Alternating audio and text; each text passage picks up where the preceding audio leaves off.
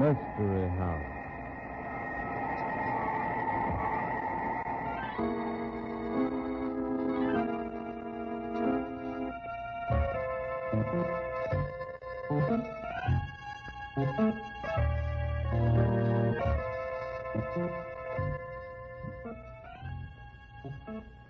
Mystery House, that strange publishing firm owned by Dan and Barbara Glenn, where every new novel is acted out by the Mystery House staff before it is accepted for publication. Mystery House.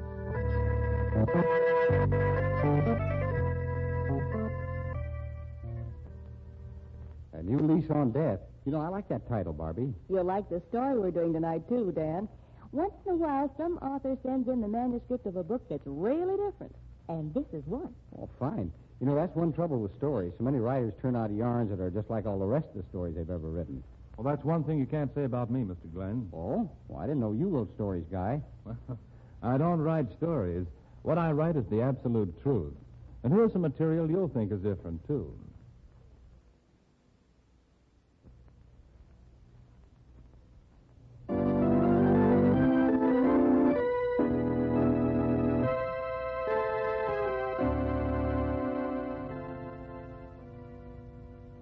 Well, let's get on with tonight's story, huh? Places, everybody. Set the scene, Guy. A new lease on death. The scene is a street in a rather undesirable part of town. A well-dressed couple is stopped by a seedy-looking character who is obviously after a handout. Pardon me, Bud. Suppose you could stick a guy to a sandwich and a cup of coffee? You sure it's for a sandwich? Oh, Larry, don't give the poor bum a lecture. Give him a quarter. Larry. What? I believe it. Larry. Oh, stop him. He's running away. Get him. Bring him back quick. Hey, you. Come back here. Hold on. Let go of me. Let go, I tell you. You haven't got any right to stop me. I can go where I please without... Great Scott. Miriam knew what you was talking about. All right. I made a mistake. If I'd have seen you, I wouldn't have stopped you. Now, go on, leave me alone. Ken Starr. I wouldn't have known you if... Well, there's no reason why you should know me, is there, Larry? Everybody was pretty happy to forget me, I guess. Ken Starr, what in the world happened to you? Well, you look like a ghost. Yeah? Well, maybe I am. You wouldn't look so good yourself, Miriam. You've been through what I've taken. Oh, you poor thing. Oh, I'm not asking for sympathy, Miriam. I can just see you at the country club. Girls, you'd never guess who I saw panhandling on the street last night. Ken Starr. And he looked like a bum. You've no right to talk that way. After all, you didn't give anybody a chance to help you, Ken. You mean I didn't get on my knees and beg my friends for help? Ken, it's not too late yet. You can't throw your whole life away. I've already thrown my life away, Miriam. Once you die, you never get a chance to come back to life. You're being a little melodramatic, aren't you, Ken? No, I'm quite serious, Larry. I died during my murder trial when they brought out the story of Elsa Gaynor and me. But you weren't convicted. They set you free. I was dead as far as Elsa Gaynor was concerned. Reasons were good enough. I was dead in business. People don't trust their financial affairs to a man who's been tried for murder. But I wish we'd seen you before, Ken. It's so tragic to think of you and how successful you were. And how singularly unsuccessful I am now? It isn't so tragic, Miriam. Actually, I don't feel so badly about it. I don't feel at all. Not until somebody opens the wound again. Ken, I have a little proposition to make you. No. Thanks, Miriam, but I'm not considering charity. This isn't charity. I've a proposition to bring you back to life. Really, Miriam? You run along, Larry. I want to talk to Ken privately. But, well, of course, you have perfect right to do whatever you like, Miriam, but do you think that... Oh, I'm quite harmless, Larry. I didn't mean that. I'm sorry. You know, your pride gets a little sharp when you've nothing to be proud of. Please, Larry, tell the rest of the crowd I couldn't make it, and don't tell them where I am. Don't say anything about who we saw. Promise? I don't think this is wise at all, Miriam. I didn't ask you what you thought. Well, promise? All right. Good night, Ken.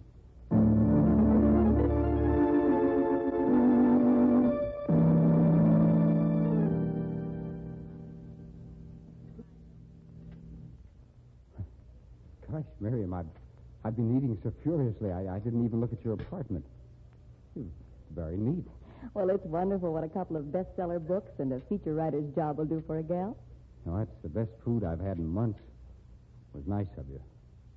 Now, I'll be going along. Just a minute. I said I had a proposition to make you. I'm not taking money from anybody. That's what you mean. Oh, don't be a fool.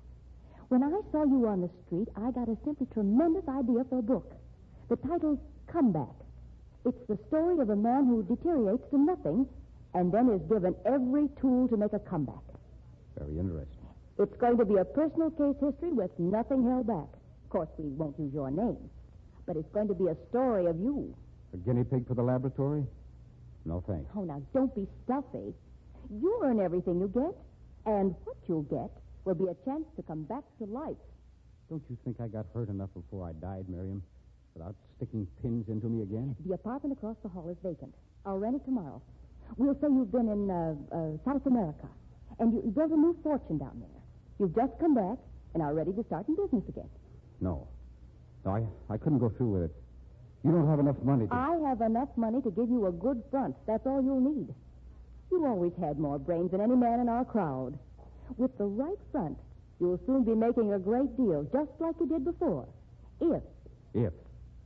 If I'm up to it. Well, how about it? Why? Well, give me a little time. No. You'll get more and more scared. You're deciding right now. All right. All right. I'll give it a try.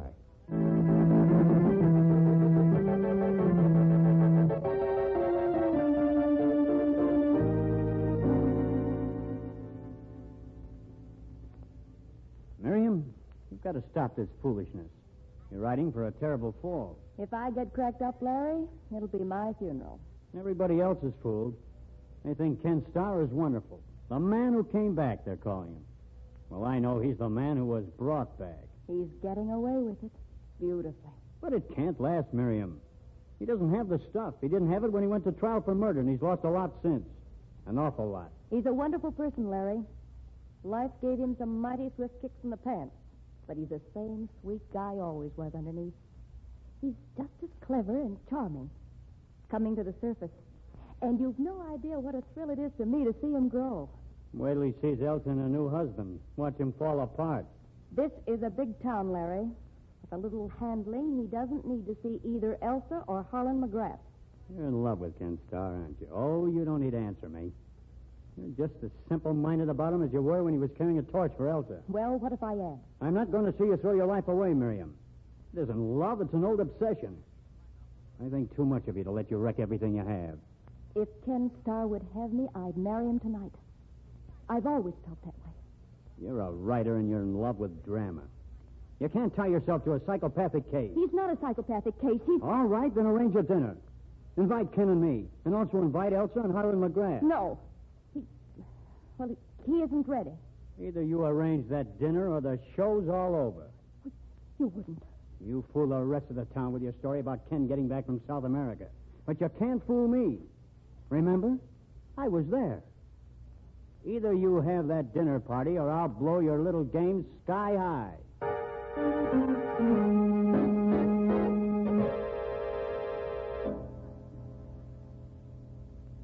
Harlan had to stop off and talk to a business acquaintance for a few minutes before he could leave Ken. And anyway, I wanted to see you alone first. You're looking very handsome, Ken. You're as lovely looking as ever, Elsa. You know, your voice still does things to me. Oh, that's very flattering. Oh, I'm so glad to know you've done so well. But I've missed you, Ken. I've never missed you, Elsa, because you've always been with me. Well, you've improved at making pretty speeches. This Harlan McGrath, this new husband of yours, did I ever know him? No, he was after your time. Oh, he's a grand person. You'll like him a lot. No, Elsa, I'm afraid I'm not that big. Ken, please, you won't make a scene. I couldn't bear No, it. you never could stand scenes, could you, Elsa? You'd always been shielded from unpleasantness of any kind till you married Bill Gaynor. And you got a big dose of the wrong side of life and ran to me for protection. Well, I suppose I should have testified at your trial, but I was so frightened. I never did believe you killed Bill, though. Oh, it's very big of you, Elsa. Maybe it was that I thought I knew who had killed him, and I was afraid to testify. I've always been such a coward. What? You had evidence that you held back? Evidence that would have cleared me? Oh, I'm not sure.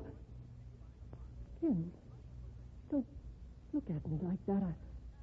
You frighten me. Well, oh, hello, Miriam. Larry. You two have had long enough for yourselves.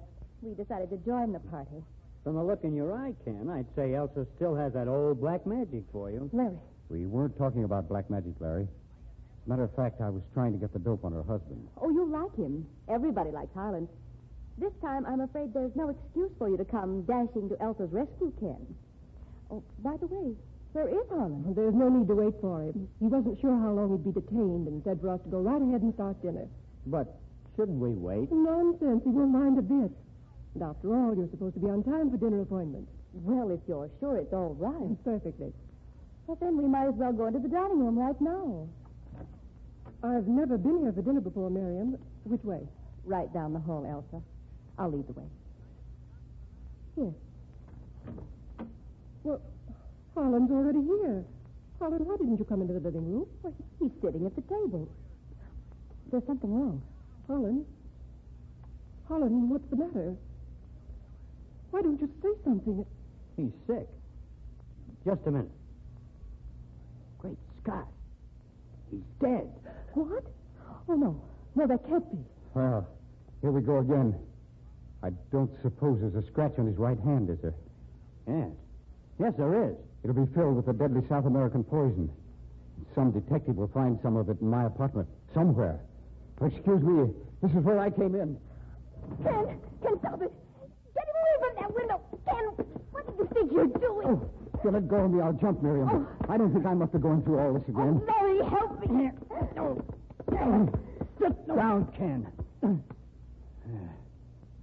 I guess we'll have to call the police.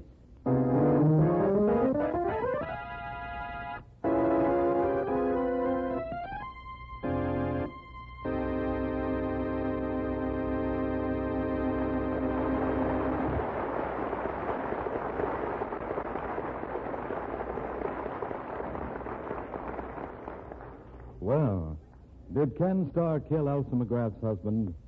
What was the motive for his death? How was it accomplished?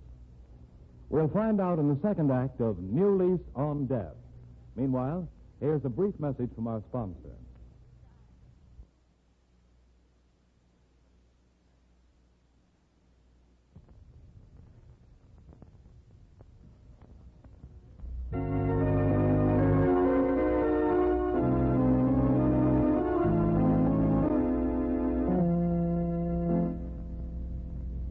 And now, Act Two of New Lease on Death. Detective Cedric Darnay has taken over and seems quite perplexed at what should be a simple case.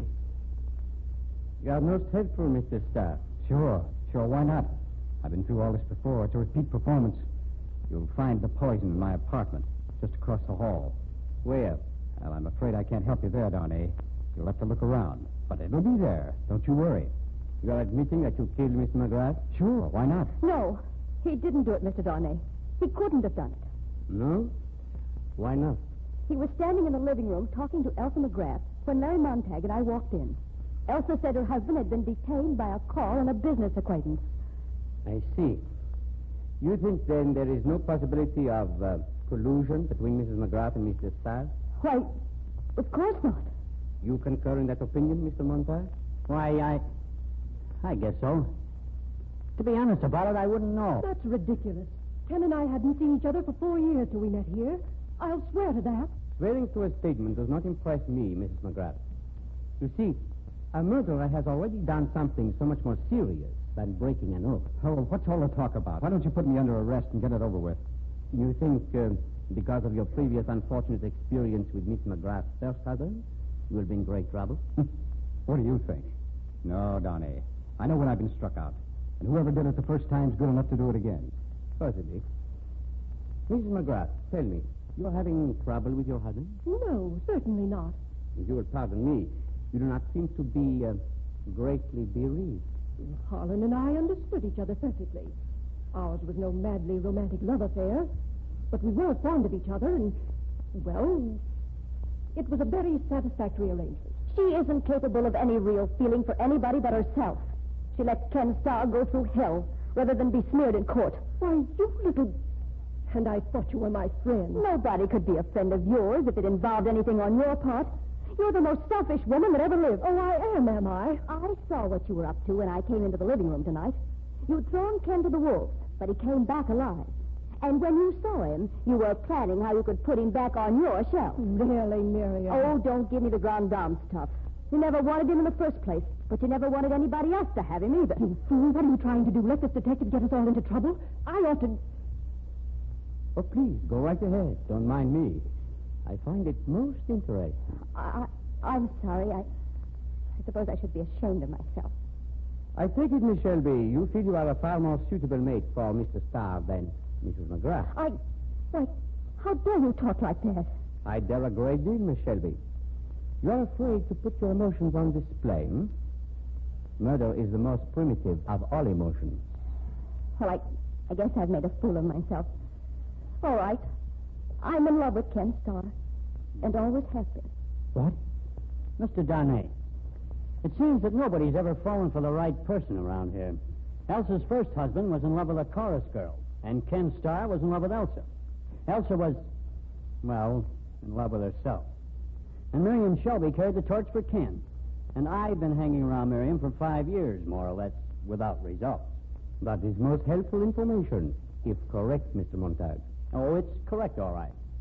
It opens most interesting avenues of conjecture. Yeah? Like what? For example, your unrequited love for Miss Shelby. See here. Are you accusing me of murdering Harlan McGrath just to get Ken Starr out of the picture? I make no accusations, Mr. Montag. I merely theorize. I remember at the time of Bill Gaynor's death. Remember, I told you tonight, Ken. I had a feeling maybe I knew the murderer. Based upon what? Bill had said something about having to see Larry Montag and said he didn't know why Larry wanted to see him. That's a lie. I had no appointment with Bill Gaynor. I never had a business appointment with him in my life or his. It's a fine time to be tossing in a thing like that. Over 4 years after his murder. The mills of the gods grind slowly. Sometimes, Mr. Montag. As I recall, the same method was used for Mr. Gaynor's murder. Is that not correct? Sure. Identical. Well, why don't you run across the hall to my apartment and find the poison? Here are my keys. You are very bitter, Mr. Starr. Bitter? Why wouldn't I be bitter? Look, Mr. Darnay, I've been thinking. The dining room opens off the hall. You can come into it without going through the rest of the apartment. Yes? Larry could have made a business appointment with Harlan McGrath, met him, and scratched his hand with that poison. Then he could have brought him into the dining room, left him, and come up to the front entrance of the apartment. Miriam, you don't know what you're saying. Anyway, it won't stand up, Miriam. Why not? Nobody'd make the mistake twice of using his own name and setting a murder rendezvous. Elsa, was the appointment made at Harlan's office? Yes, why? Well, $5 will get you 50. But the records will show his appointment was with me. You see, I've been through all this before. I know just what to expect.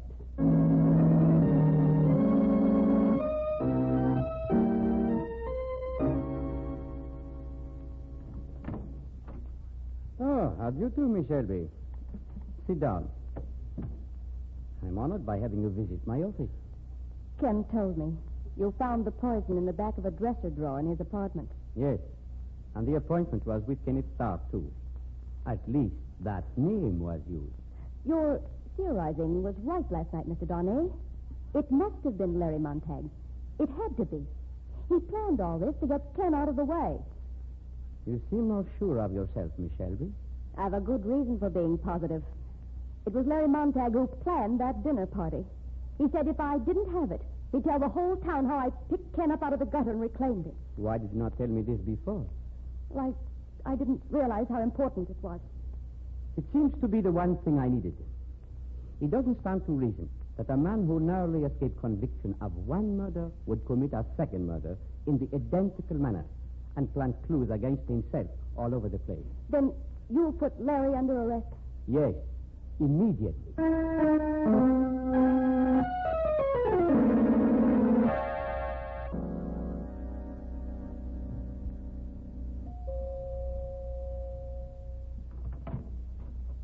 Why, hello, Ken. So Won't you come in? Elsa, you've heard about Larry Montag. They've arrested him, haven't they? Poor fellow. Well, things are different this time, Elsa. What do you mean? Well, this time I'm not mixed up in it. We can get married now, can't we? You rather startled me, Ken. Well, there's nothing new about the idea, Elsa. But you've been away for more than 4 years. I hardly know you anymore. But some ways I haven't changed, Elsa. I'm still just as madly in love with you as I ever was. You still mean more to me than anyone else in the world. Ken, I'm all mixed up on some things. This job of yours in South America that everybody said was so tremendous.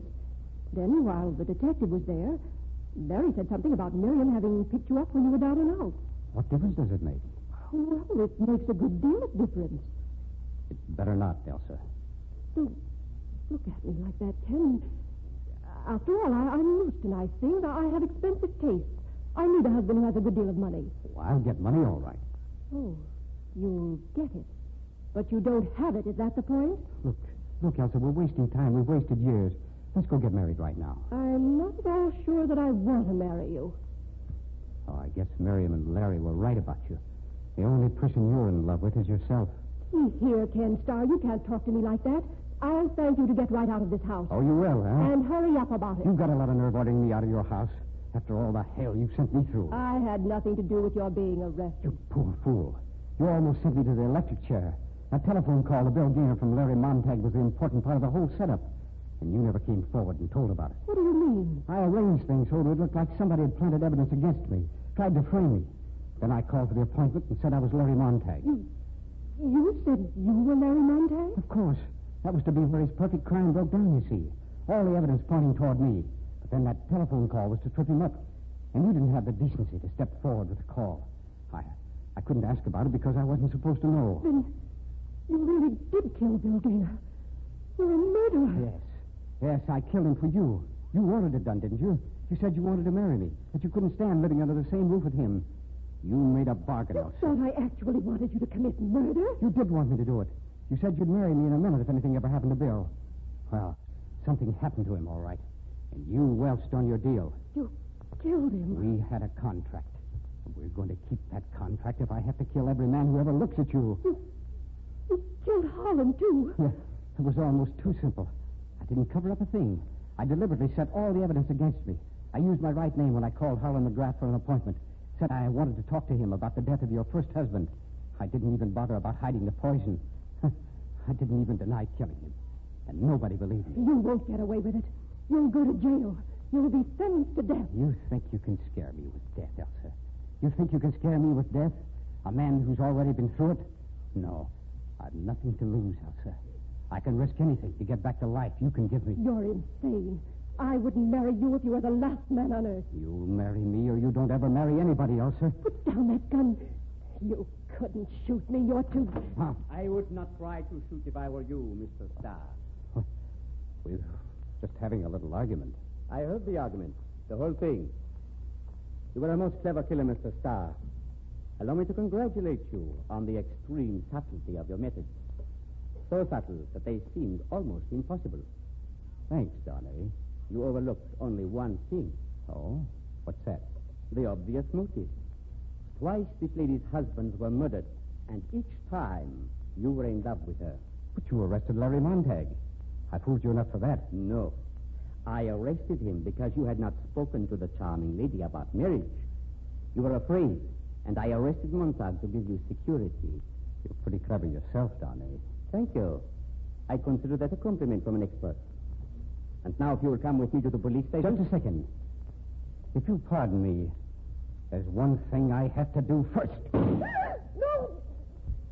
Get... You shot me.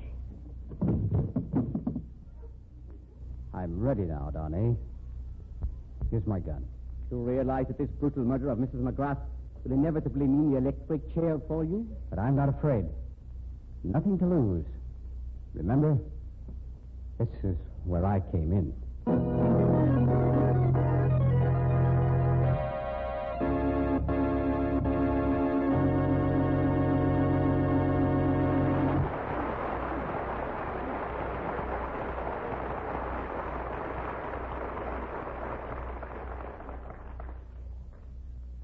Well, Bobby, what's the story for next week?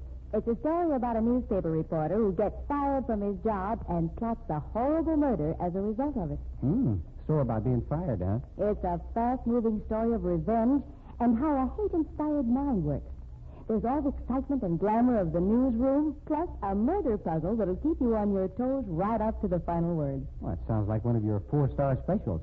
What's the title? It's called Death at Deadline.